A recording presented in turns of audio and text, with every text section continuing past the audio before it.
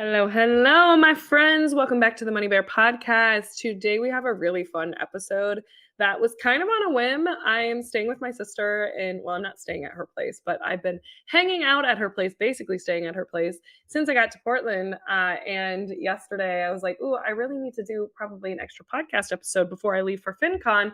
And so I was like, you want to do a podcast episode tomorrow? And she's like, sure, sure. It wasn't as enthusiastic as I sounded.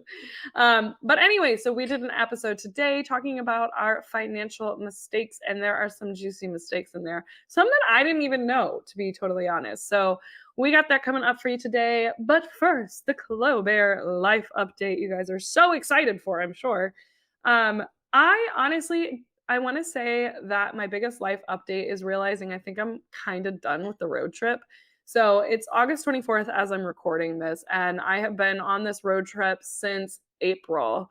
So what does that mean? I've been road tripping for 4 months, going into 5 months, and I have really enjoyed myself. I mean, there's definitely been moments too where things have been hard and lonely, but overarching, I would say I've really, really enjoyed myself. But the thing is, I figured out what I started this to do. I figured out where I want to move. And for those of you who aren't on my email list, first of all, why do you hate me? Secondly, I announced where I'm going to be moving to, and it is San Diego. So, unless in the next 6 weeks Portland comes out as a top favorite, which I gotta stay, I'm staying in the Pearl District. I freaking love the Pearl District, love where I'm staying. Not happy about my Airbnb since the internet isn't working, but besides that, Portland's really doing a good job and impressing me. So, I know I'm being seduced though because the weather's been nice. And the last time I was here, it was gray. And that's kind of one of my biggest things about not moving to Portland is that I know there's a lot of gray days. And as someone who struggles with depression, probably not the best move for me to move to a place that's probably just as cloudy and gray as Chicago is, but less extreme weather. So anyway, because of that, like I said, I just kind of feel like I'm ready to move to San Diego. I'm kind of tired of dealing with shoddy internet connections and never being able to get in a full routine and not being able to prioritize my health and doing all of this stuff from traveling full time. So I'm kind of just like ready to start my life in San Diego. So that is equally exciting and terrifying. I'm pretty excited for the move, but also like, holy crap, I can't believe I'm moving to California where I'll suddenly be poor.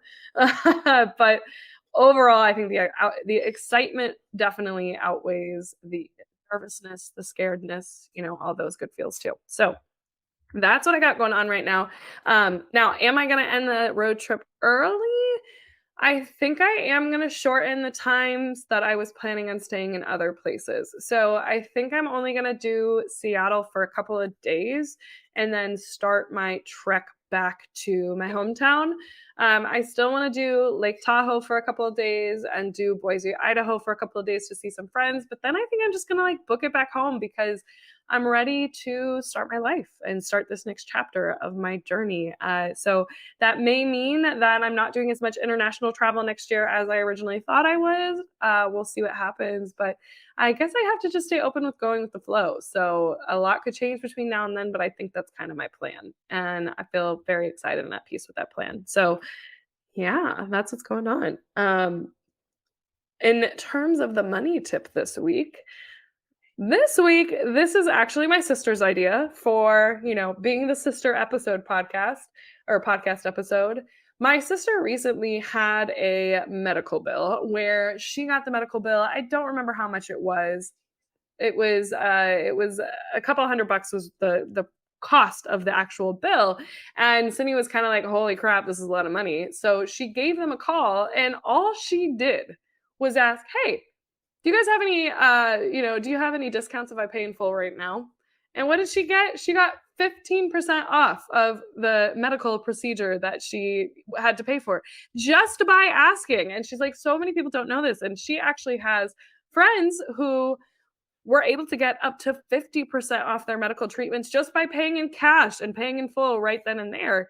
And it's like, I think we forget that medical bills are also negotiable. I know I am definitely guilty of that, but it could result in some huge savings. So if that's something you're dealing with right now, use leverage as being able to pay in full, being able to pay in cash, things like that, and ask if you can get a discount. Sometimes just as simple as a 2-minute conversation and asking if you can get a discount will do the trick. So definitely something I want to encourage folks. Another thing that I have also heard is that if there is one single mistake on your medical record, that kind of like makes that medical record, that medical receipt questionable. And you need to take it to the office and get an itemized receipt and say, hey, I see this charge on here. Not sure I understand what this is for.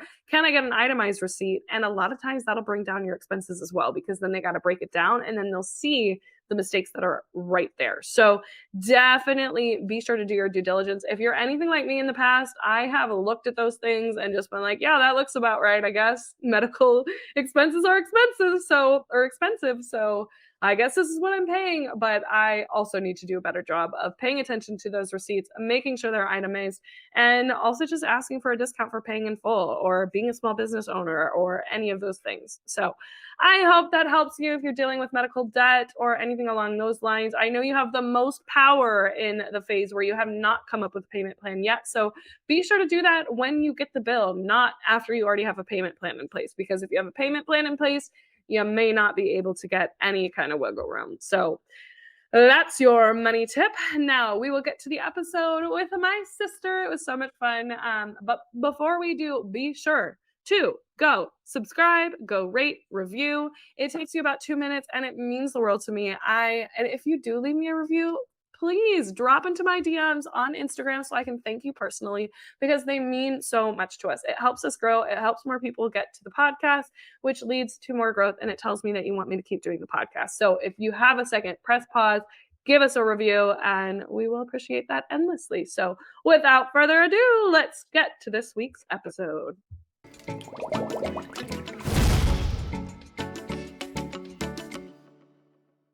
Hello. My sister's like trying to ask me random questions as we're getting started with podcasting. She's like, wait, so where do I look? What do I do? What do I do? How do I do with my hands? you can see her hands? I've told her, I'm like, all right, guys, this is literally just like a conversation between us. She's going to be like, I don't know how to have a conversation.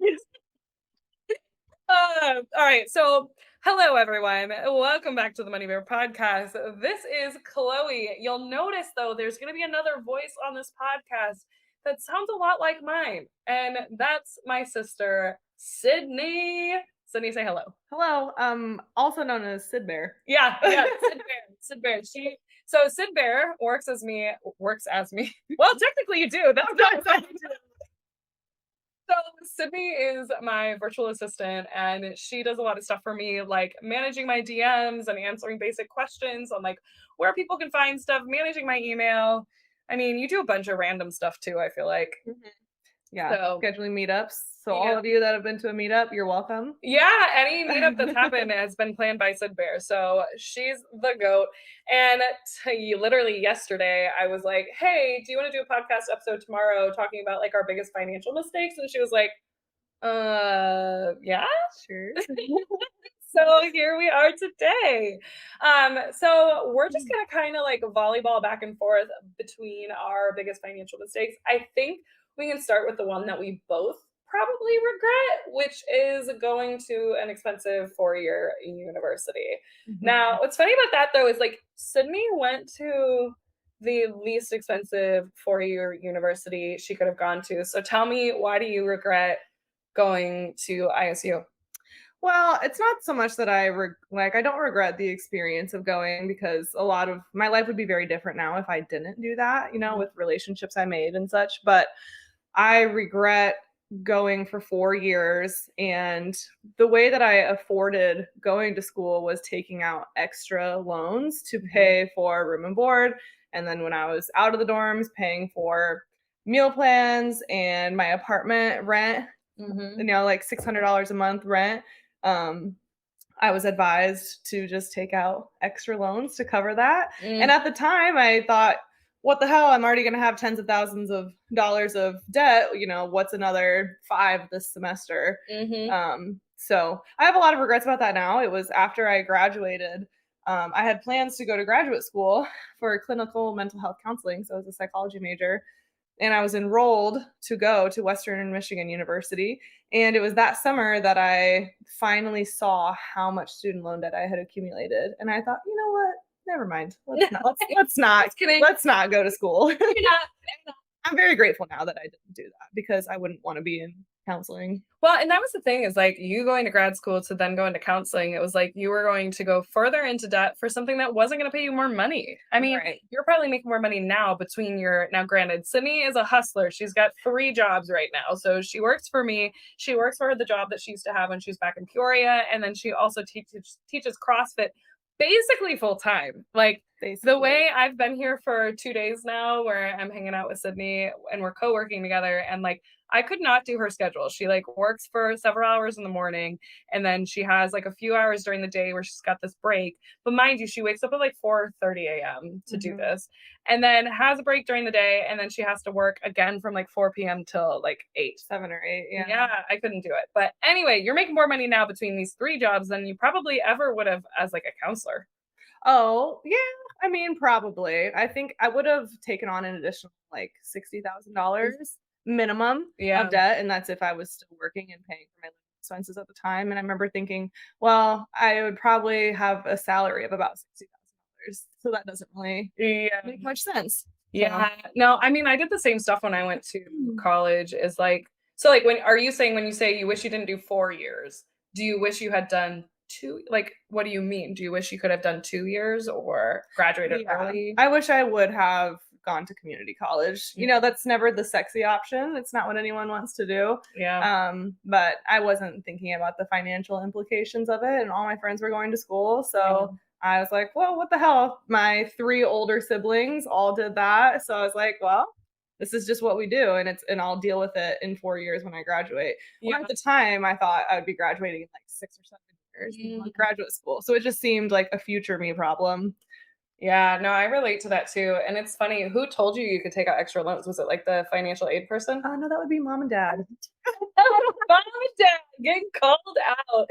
And to be fair, mom did encourage me to pay at least part of my rent, but it's so hard to do that in school, and I was working a lot already, and at the time my spending habits were much worse than they are now, and it just didn't seem feasible for me to do that. Well, and you were in those really nice new apartments at ISU where it was like what, $600 a month, I think you said? Yeah, which I was always like, why is she living such a bougie life? Meanwhile, I was staying in a 2-bedroom in Iowa City, and it was so shitty that it kind of looked like one of those like old motels, you know, where you have like the outdoor doors and everything, and it's like, you know, but it was a college house, so it was just like, you know, nobody cared. But no, I agree with you. I feel like if I could do it over again, and granted, like I am now living my dream life, so I can't say like I regret it because obviously everything led me to what I'm doing now.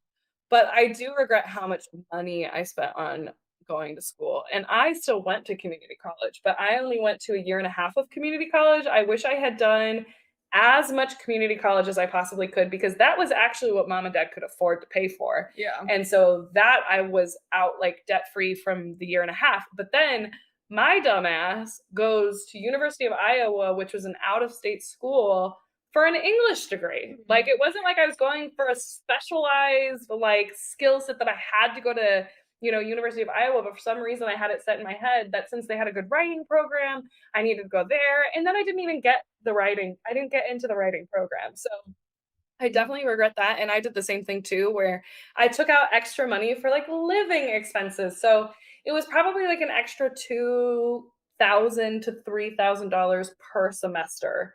And that adds up like a lot, especially when we're talking about like my student loan interest rate was like 7 or 8%.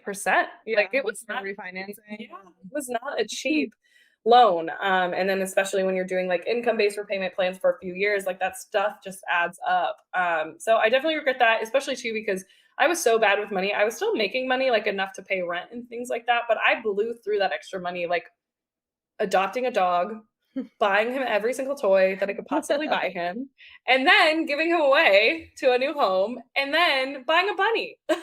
So like those were not covering living expenses. Those were covering like Chloe's manic and doesn't know how to manage her money expenses and drinking. Yeah, most of mine, like, I would, at the start of the semester, use that refund money to pay for, like, 6 months worth of rent or whatever. So, like, it was usually Smart. out of pocket. I would maybe keep, like, an extra few $100s, and then I would absolutely go through that too. I remember going out to eat all the time, Mhm. just constantly. Like, Mhm. thinking back on it now, it was, like, probably 4 or 5 times a week, and it was like, I had no money. I had no business doing that, but Right. It's again, crazy. And yeah, I mean, at least you paid for rent. I didn't even pay for rent with that money. I'm just blowing it on stupid shit. So, yes. All right. So that's our first financial mistake. All right. You go now. What would you say your biggest second financial mistake was? oh, I would say probably always choosing low paying jobs or jobs that don't really offer a lot of benefits. I've worked a job since I graduated. That is a great job and I've learned a lot and I love the work and I get a lot of PTO, but I have a very low salary. I have no retirement benefits at all. We don't really have any kind of maternity leave or paid family leave or anything like that. So if I were to get pregnant, I would just be SOL. Hmm. So yeah, that was, I don't want to say it's a mistake because like I don't regret it. Hmm. But looking back, I wish I would have chosen a field that was going to value me more as a person because Hmm. I feel like personally the nonprofit field just takes advantage of its workers. Hmm. I think that it's going to be hard for the next few years. Everyone is fleeing that field, just like everyone's fleeing nursing and everyone's fleeing teaching. Yeah. But people that work in nonprofit, for the most part, at least in like kind of the side of it that I'm in, we make absolutely no money. And if Hmm. there's no benefits, and then you're just being like, you stay with the agencies that you work for because you love the work and you love your coworkers and you're Hmm. loyal to the agency. But at a certain point, it's like, at what cost? What am I doing Yeah. this for? My sanity at this Right. point. Well, I think so many of us millennials get like roped into this idea that our work needs to be like purpose driven or mission Mhm. driven or whatever. So a lot of nonprofits, it's like the reason we go into nonprofit is because we feel good about that work. But it's like, first of all, you can be a for profit and still be doing good work. Obviously, I mean, Clo Bare Money Coach is for profit. It's a for profit business, and I'm changing people's lives every day. Humble No, brag. humble brag, not even a humble brag, Yeah, just like a fucking brag. But like for real, and like it's so I'm lucky in that like what I do allows me to also make money and change people's lives and help people. But yeah, I fell into that trap too. I started my career off in nonprofit as well, and it took me a really long time I mean, it took me a couple of years in nonprofit to realize first of all, the company that I was working for, I wasn't sure we were actually making a difference. yeah. And it was like because we were so limited in resources, it felt like we were barely moving the needle, at least in the department that I was in. And it just felt like all the issues were so hopeless and nobody takes like nonprofit work seriously, Mhm. especially like funders and things like that. They think they're doing us a favor when like, we're working really hard. And as a nonprofit, because we were under resourced, I was doing multiple people's jobs. And so finally it just got to this point where I was like, no, I'd rather get paid. Like if I could get Mhm. paid and make a lot of money, that means someday I can do what I want with my money. And that could mean charitable contributions, that could mean giving back and things along those lines. Um, but yeah, I agree. I think that in this country we do kind of take advantage of this like whole nonprofit industry and like Mhm. obviously maternal leave and stuff like that is a whole other issue and a whole other beast Yeah. that could be its own episode. But interesting. Why, just out of curiosity, I know why I originally took low paying jobs. It was because I thought I needed mission based, purpose based, fun job that, had meaning, and very quickly realized I don't need to find meaning in my job. What do you think the reason you did end up taking low paying jobs was? Well, the first one that I took when I had decided not to go to graduate school, I was like, well, what the hell am I going to do now? Yeah. Because it was kind of a sudden decision. Luckily, I had landed a nice nannying job for the summer. So I had a couple months buffer. But the first thing that popped in my head was, well, because I was going into counseling, I was already kind of in that social work field mindset. That's what I wanted to work in. Mhm. And so we knew someone that worked at the local United Way Mm. where we're from. And I thought, oh, that would be a great place for me to like try to find work. And so we reached out to this friend and He kind of helped me get my foot in the door there, and I essentially worked a oh, this Hey, is Buddha. good. For those of you who are listening, you can see that the cat is now, our hairless cat is now in the picture, and then that's his booty. Um, So I essentially had an internship with our local United Way office, and I loved the mission of United Way. And I do think United Way is really important work. And so from that, it was kind of like a 3-month internship. And what was nice about it was that we spent a lot of time getting to know all of the agencies in the area. So for those that don't know, United Way funds local agents or funds programs. So we met with so many of the local agencies, and of course, a lot of them had job openings. So when it was time for me to try to figure out my next move, I got an interview with one of the local agencies, and it was the second place I interviewed for. But I think part of it is that like I never felt like I was like worthy of making a bunch of money. Like I felt like that it was just something that you had to accept. If you wanted to work in the nonprofit industry, then you weren't going to make a lot of money. But hey, if I'm happy, then that's all that matters.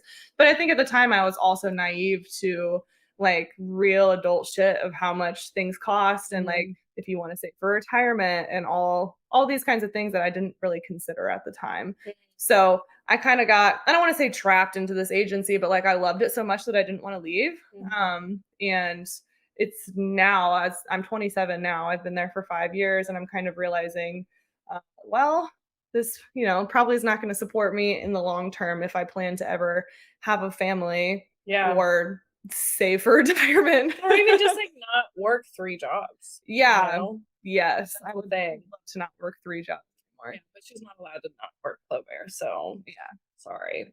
Forever. No, I agree. I think I had the same experience, especially like my first job out of college was working in China. Or no, I'm sorry. First, I did the ATM company. And when I was working at the ATM company, I had sent out so many resumes. And the only thing I could get was working at this ATM company in Peoria, where I was making like barely above minimum wage. And it just kind of like, it took a huge ego hit and made me think like, this isn't possible. I'm just not good enough. I can't make money. And then when I went to China, I felt like I was able to build some confidence. And then eventually, when I got into the nonprofit in Chicago, which I will say, shout out to the nonprofit, that they gave me back my confidence because I realized I get more stuff done than most people. And that made me realize like I'm actually very valuable in any space that I go into. And I'm also a quick learner, and I'm easy to work with, and people like me, believe it or not.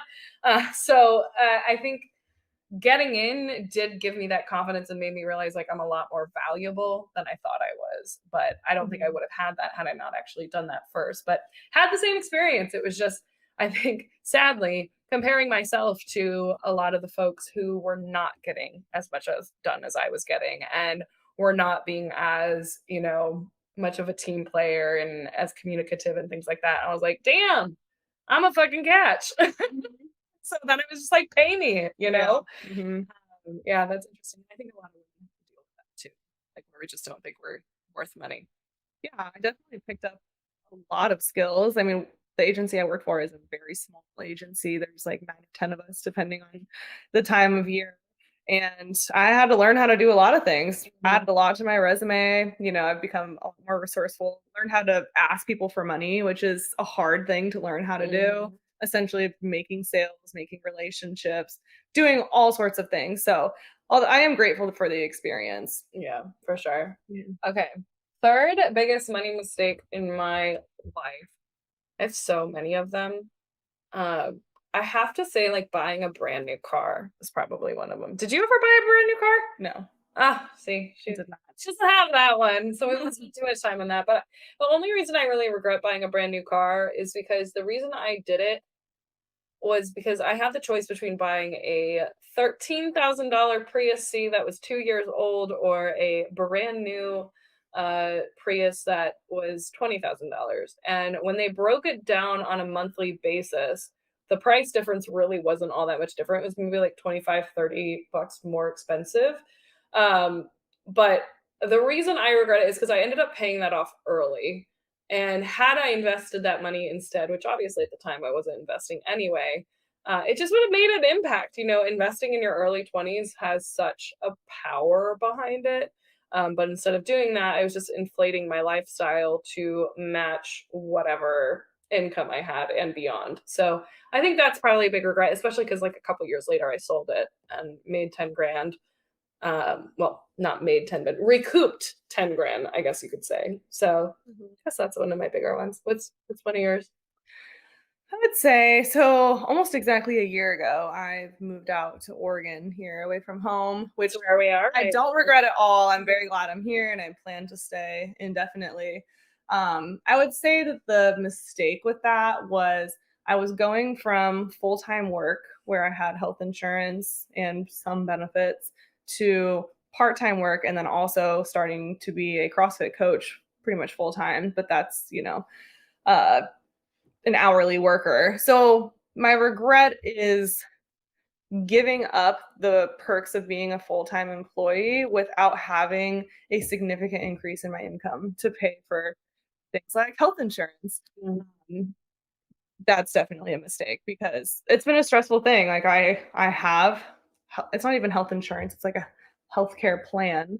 I Which can't remember what it's called. It's like health sharing yeah, something. something The like health that. sharing ministry Yeah, which means that basically they can choose to not cover things for just any reason. for any reason at all, and I've Mhm. already had that happen. Did some sort of testing. I got a bill that says, "Sorry, we don't cover testing." Excuse me, what am I paying for then? Yeah, Like it's not cheap. It's not that much cheaper than regular insurance. It's maybe no. like $100 cheaper. So you still pay almost $300, I right? pay $300 for that insurance, but I'm scared to use it. Like, I Yeah. don't wanna make appointments anywhere because I don't know what kind of bill I'm gonna get from it. So, Mhm. that's a major stressor in my life, I would say, that I have regrets about. So, if I could do that differently, I definitely would. What do you think you would do differently?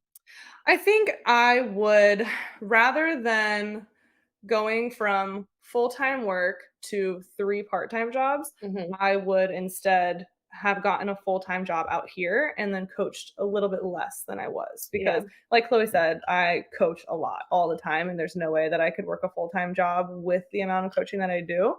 Um, so Yeah. yeah, that'd probably be what I'd do differently. Yeah. Well, and that might end up being something she does do. We'll see what We will happens. see what happens. Say my next biggest money mistake would be investing in an ex-boyfriend's business. And yes, she does know which ex-boyfriend I'm talking about. And, Sure do. yeah, I so for those of you who do not know this, I want to say my total cost basis, which means the total amount of money I actually put in, was somewhere between 20 to 30,000, probably closer to 30,000 when you count the amount of money I paid taxes on because I put like 10 grand in taxes. Um and it's not easy to get that tax money back, I will say. You have to like sue the person and have like a formal letter from them and all this good stuff. But anyway, so my ex has a business where he flips homes in the Chicago area. And essentially, he uses private money lenders. And so I had seen him do it kind of successfully for when we were together. And then when we broke up, he was starting to look for more investors. And I was like, ooh, for the first time in my life, I have $5,000. And that really should have been my emergency fund. But instead, me thinking credit cards was an emergency fund at the time, I was like, oh, I'll just invest this in his business. And it was going well for a while, and every time I had more money I would just invest more money into his business, and I'd make air quotes for those who are not watching this, 20% returns every single time, which 20% returns is like unheard of, especially in the real estate market as well as in the investing market. Like 20% returns is not something you can do without a lot of risk. I didn't understand that at the time. This was before I knew anything really about money. I mean, I knew a little bit about money enough to have like, $5,000 to my name. But like when I sold the car, that money went into his business. That $5,000 went into his business. Then another $5,000 went into his business. So, like I said, I want to say I was $20,000 to $30,000 deep. Now, at this point, even though I'm $20,000 to $30,000 deep, he owes me about $60,000, and he's almost 2 years late in paying me. So it's just because, Yes. yeah, it's because of the pandemic. It's because of like he's had literally every single excuse in the book. I can't imagine more bullshit excuses. But I haven't sued him yet because he is getting sued by everyone and they're not making any headway. Like their even legal action has not resulted in anything. And so it's like I don't really want to go down that route and still see nothing. And he's still communicating with me, which makes me think eventually we are going to get paid. I just think it's going to take a lot longer than I thought it was. So Mhm. that I would say is a big mistake. I mean, granted, if I get the money back, it won't be as big of a mistake as it was. I mean, you know, But that's a big if. it's a big if. So I would say that was a large one, especially because at the time, you know, we were in a bull market with the S&P 500. If I could have invested that money in the S&P 500, I would have been way better off. But obviously, at the time, I wasn't investing. I didn't know anything about investing. So Mhm. you live, you learn. And what I learned from that is like you never invest money into things that you don't understand. And you also do not invest money with your crazy ex-boyfriend. And you also like just don't invest a chunk of money into a risky investment that you're not willing to lose. So Mhm. that's what I would say would be like my biggest takeaways. Do you have any like money regrets from like an ex or anything along those lines? I do. I was just thinking of that while you were talking. Juicy. How do I phrase this? This money mistake is uh planning a wedding when you know that you shouldn't be married. Yeah. Yeah. So I was in a relationship that ended, and I should have never been in that engagement to begin with. But I lost about $7,000 for a wedding that never happened. Granted, I got a little bit of that back by selling my dress and things like that.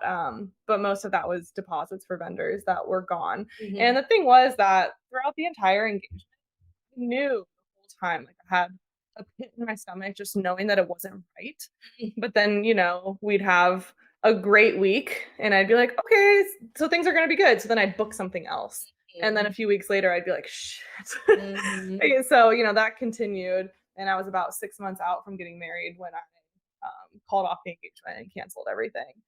Mhm. So that was definitely a That's rough. hefty money mistake, and, like, now when I think about getting married, I'm not opposed to getting married, but I am opposed to having a conventional American wedding, Mhm. um, because that's what I was doing. We were gonna have a 250 person wedding and, spend 20 grand on it. Granted, a lot of that money came from my parents and his parents that were Mhm. contributing, but there was a lot of my own money in that as well. Mhm. And thinking that I needed to do all the things that everyone does when they get married. I needed to have the bachelorette trip that was out of state. I needed to have the $3,000 wedding gown, which looking back, I'm like, God damn, that's so crazy for something I would have worn once. Mhm. Um, yeah, and the big vendors and all the people. So now I realize if I were to get married now, it would be a much smaller affair, and I think it would be way more special. Then that's not a hit on anyone that wants to have a big wedding. I just, for me, realize that that's not something that I value or that's important to me. Yeah, yeah. God, when you were talking about like the pit in your stomach of just knowing it was wrong, I feel like I've had dreams like that where like I'm engaged or I'm getting married, or even in the relationship where I gave up that ex all that money Hmm. and we were planning on getting married. We weren't engaged.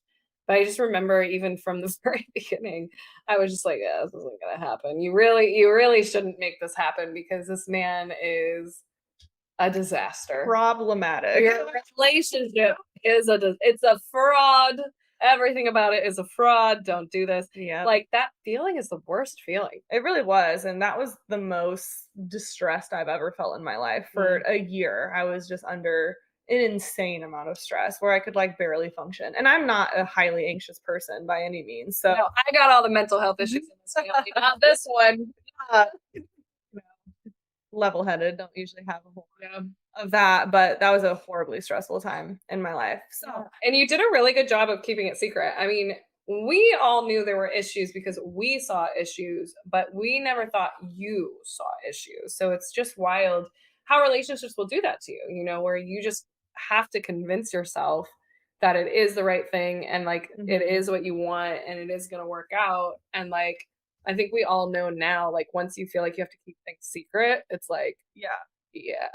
And that was the same thing with my ex, was like things were starting to go pretty secret. And I remember one night we used to drink a lot. I was much younger and we would Same. drink like crazy.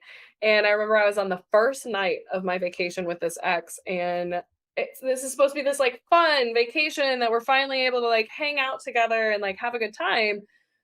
And I ended up texting my older brother, Corey, who is like probably the least forgiving of all of us, I would That's say. fair. That's He's fair. like a little bit more, stringent in his beliefs. And I knew that. And I text him the secret and I'm not going to share it on the podcast. I know you guys were all wondering, but I shared this shameful secret that I couldn't take back.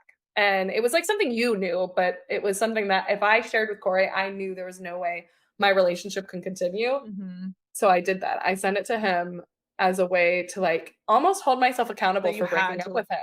Yeah. And it was like, it still took me several months, but I knew there was my drunk self knew there was no going back from the text message that I sent my brother. And I mean, I'm glad I did it, but it was such a different Chloe back then. Yeah. Yep. That's wild. All right. Any other final money mistakes that you feel like are relevant? Hmm. Uh, just that I didn't start investing soon.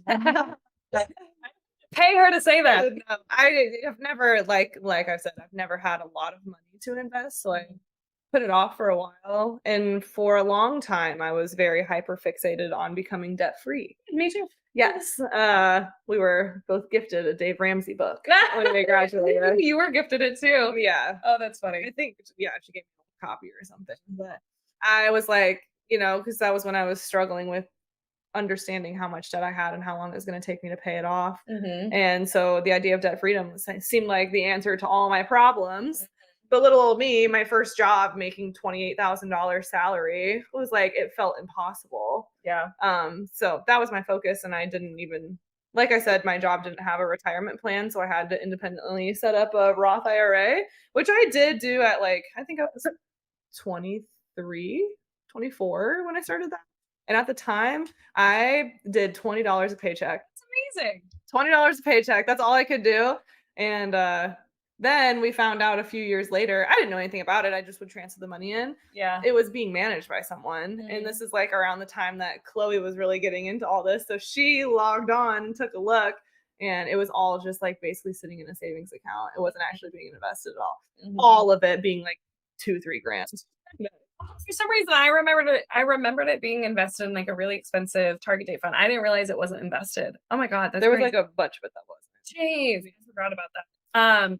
Also, you guys can't see this. Voodoo's just causing havoc over here. He's like, let me on the podcast. He's like, I have things to say. At least he's quiet. Yeah, he's just batting at the computer screen. It's funny too because his tail will light up my screen like they think it's like a human. Oh yeah, his worm tail. Yeah, no, I would agree. I mean, you guys know the podcast or if you follow me on Instagram, one of my biggest regrets is focusing so hard on paying off my debt early. And I think it's like, to be fair, I think one of the messages that we learned from our parents is that debt is bad. And like our parents struggled with debt a lot, but it was a different kind of debt. They struggled with credit card debt. And that debt is very, very different than debt that comes from student loans, especially if it's low interest rate. And so one of the things that I did that I do regret and is paying off 40 grand of low interest student loan debt in 2 years when I could have been investing that, which again would have put me on my investing journey a lot earlier. And it would have been in my 20s. And like when we're able to get more money invested in our 20s, it just makes the rest of our investing journey so much easier. So I definitely I calculated it one time just to see like, okay, if I had invested this money instead of paying off all of my debt, and I still have like 20 grand of debt, like less than 20 grand of debt, but I'm not paying it off early because I learned my lesson. It would have been like $1 million over the long term had I just like invested it in the stock market. And I'm like, yeah, I probably made multiple millions of dollars in mistakes, but that's okay. We all do. Right? That's why I teach now. Yeah. Okay, now, final question that I ask everybody who comes on the podcast. What's your very first money memory? I don't know this, guys. I've never asked my sister this before. So where we're from, we had a ice cream window, the Jubilee ice cream window, Yeah. and it was in walking distance of our house, so I would walk there all the time. And even just getting like a small cone with sprinkles and crunch on it and all those things was like $1 or something. And we earned allowance, a small amount of allowance, and I would go every day with my neighbor friend Paige or whoever and go and get an ice cream cone. And I remember realizing, oh, my allowance won't cover me doing this every day. Money just can't, my salary will not keep up with this lifestyle that I have created for myself. It's like I'm gonna use all my money on ice cream. Oh my gosh, that's so cute. Yeah. How old were you? Do you know? Oh, I mean, had to have been like 8 or 9. Yeah, because you had to cross the highway, and crossing the highway was like a big kid thing. So, oh my gosh, that's so funny. Yeah, and then I started babysitting. To get more ice cream. More ice cream. Absolutely. Oh man, you remember babysitting and like you would when the parents would leave, you would just like raid their kitchen and see what kind of snacks. You like hide your snack wrappers in the garbage so they didn't see, even though they said help yourself to it. 100%. I was like, but they didn't mean help yourself to all of it. So I have to hide it. Not that they couldn't already tell the stuff was missing and they had to replace it more often, but oh my god. Yeah, like taking spoonfuls out of whipped cream in the fridge. Oh yeah. Oh, all kinds of stuff. Stealing like cherries or like I Mhm. just always remember like the people who had the good snacks. And I like would be excited to babysit for them because they always had the good snacks. Oh yeah. And then I'd always wonder why I would feel like crap all summer long. It was because I was just eating like anything that I wanted. Yeah, I would save up all my babysitting money, which was not much. I remember making like $20 for a whole night of babysitting or whatever when I was around 10 or 11. And I would save that all summer. And then at the end of the summer, I would go shopping with my friend Audrey and her mom. And I'd have like a whopping $100 or something like that. I would blow all of it on like an outfit for back to school. That was my priority. Do you remember like the kids who would get like the good babysitting gigs? And I think at some point we both had good babysitting gigs where you were like getting paid per day and you were like babysitting like every weekday that the people were at work. And I think like my best babysitting gig paid me like $50 a day for 3 kids. My best one paid me $100. $100 a day? But I only would do I split it with my friend Ashlyn. So we would do like 2.5 days each. So I'd make like $250 in a week. And I remember feeling like I was ooh. That's so funny. Because how old were you? Were you in high school? Or high school? High school. Same. But I blew it all. I don't even know on what. I couldn't even tell you. That's what I wish I could go back and see like where my money was actually going. And I feel like most of it was just going to crap. Oh, absolutely. Like, because it was like, food. yeah, Food it wasn't like I wasn't drinking at that age until, I mean, I didn't start underage drinking until, and we do not condone underage drinking on this podcast, but I didn't start drinking until I was 16 or 17. And even then, it was like you wasn't buying it. No, Yeah. someone would give you a water bottle full of Smirnoff. Because like I can definitely tell you where my money went in college, and it was to drinking and food and Clothes for going out. Yeah, so right. So I feel like probably most of my money was going to like eating, snacks, ice cream, and clothes. I remember my friend that I split the babysitting job with, she saved all of her money and bought a car. And I remember being like, wow, that's what I could have done with all this. To be fair, it was like a $600 car, but really something really cheap. Dang, and it worked for a couple of years. Yeah, that's amazing. I mean, you spent $3,000 on a car, and it was like 2,000. And how long did it work? It wasn't my money. Yeah, luckily, it was one of those saving ones or the Plymouth Breeze. 2,000 purple Plymouth Breeze. It had a tramp stamp on the back. I did not put that there. That was from the previous owner. But within a week, the check engine light came on, and then it was just a whole host of issues for 6 months until finally we put her down. Put her down. And I drove mom's Prius whenever I had access to it.